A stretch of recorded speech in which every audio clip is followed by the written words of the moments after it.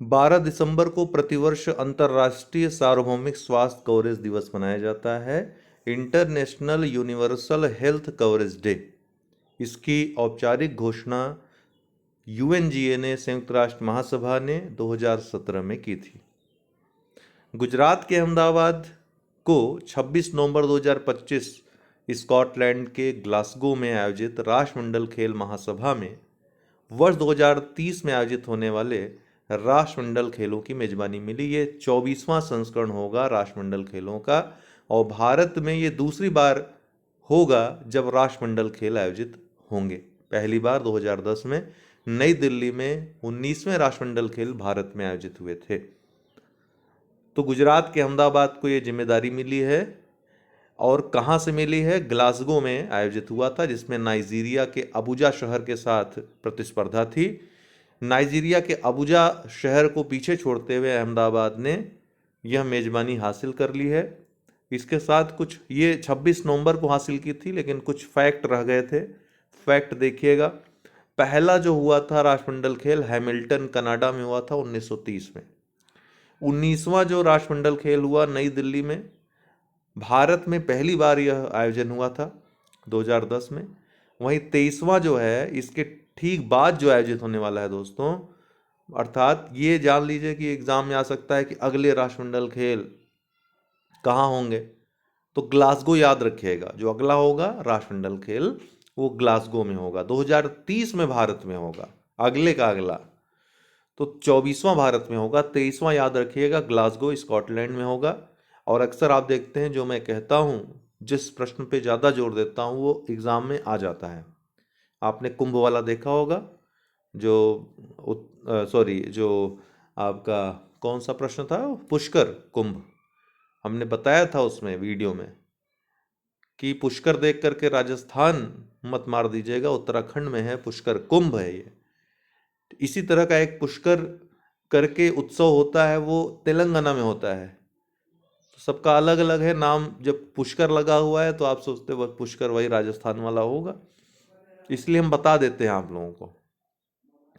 22वां जो इसके पहले वाला हुआ था वो भी याद रखिए, बर्मिंघम में हुआ था, यूनाइटेड किंगडम में। मे भी आ जाए, मिलान करने के लिए आ सकता है। बड़ी जिम्मेदारी, एक बड़ा आयोजन होगा भारत में ये। ठीक है, ओलंपिक के बाद अगर दूसरे नंबर पर इसको आप रख सकते हैं। ठीक है, तो ओलंपिक का भी भारत ने 2035 में आयोजित करने का, वो 2036 वाला ओलंपिक जो है भारत में आयोजित हो, ऐसा भारत ने प्रस्ताव रखा है। और पूरी उम्मीद है कि भारत में ओलंपिक खेल आयोजित होंगे 2036 वाले। ग्लोकैस 9 क्या है? CRISPR एक प्रोटीन है, प्रोटीन का एक टाइप है जो जीन संपादन के दौरान चमकता है, चमक उत्पन्न जिसमें होती है। इस नए प्रकार के, एक विशिष्ट प्रकार के प्रोटीन की खोज किसने की, विकास किसने किया है? तो बोस इंस्टीट्यूट कोलकाता के शोधकर्ताओं द्वारा विकसित किया गया है। महाराष्ट्र ने हाल ही में 100 वर्ष पुरानी चली आ रही पगड़ी प्रथा को समाप्त करने की घोषणा की है। ये पगड़ी प्रथा किससे संबंधित है, ये प्रश्न आ सकता है। तो आज़ादी से पहले से ही लागू, 1940 के दशक से लागू एक रेंटल सिस्टम है, किराए की एक व्यवस्था है, जिसमें जो किराएदार होता है जब घर में प्रवेश करता है किराए वाले में, तो मकान मालिक को एक मुश्त बड़ी रकम देता है, जिसे पगड़ी कहा जाता है। ये इतनी बड़ी रकम होती है कि इसके बाद जो किराया होता है वो नॉमिनल होता है। और इसमें पहले तो ये भी व्यवस्था थी कहीं कहीं कि इसमें कुछ स्वामित्व भी मिल जाता था। ठीक है, बाद में किराएदारी अधिनियम वगैरह जब बने तो उसमें चीज़ें और ज़्यादा क्लिष्ट होती गई, कॉम्प्लिकेटेड होती गई। लेकिन कई जगह विवाद इसी तरीके से उत्पन्न हो जाते थे मकान मालिक और किराएदार में।